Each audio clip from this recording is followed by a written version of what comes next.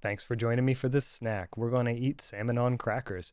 Really simple, just putting some smoked salmon from Alaska Smokehouse onto these crisp bread crackers. I got the multigrain version because that looked good. So I usually buy smoked salmon that's in some kind of a clear packaging so I can see what I'm getting. This is a mystery and I'm not sure how I feel about it. But it smells okay.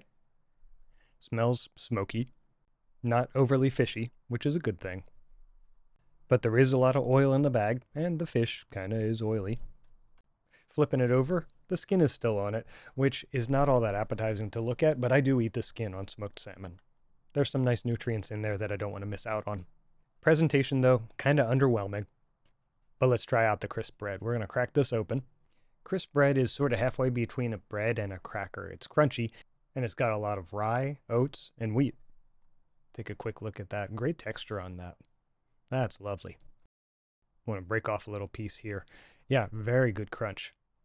That's delicious. I could get used to that. It's softer than a biscotti, but harder than a saltine.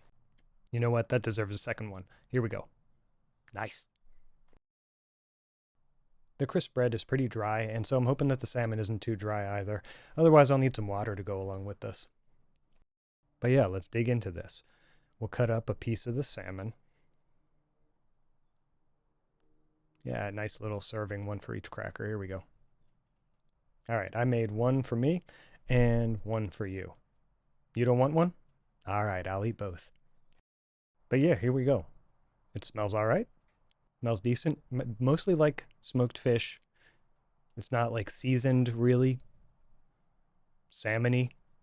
Crispy, crunchy. I like the way that the crisp bread crunches along with the salmon. But it is a bit on the dry side between the two of them. It's okay though.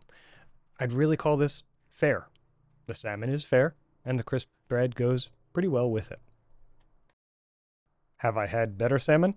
Yeah, but I've paid a lot more. After recording this, I gave some to my family, and they all kind of had similar opinions. It's decent, it's fair, it's good enough, but it didn't knock anybody's socks off. My opinion is that it's good for the value. I think, though, if you're trying to impress somebody with some hors d'oeuvres, you might spend a little bit more and get a better one, but this is good enough for the everyday chow. I did note that the fish was browner than the packaging seemed to indicate.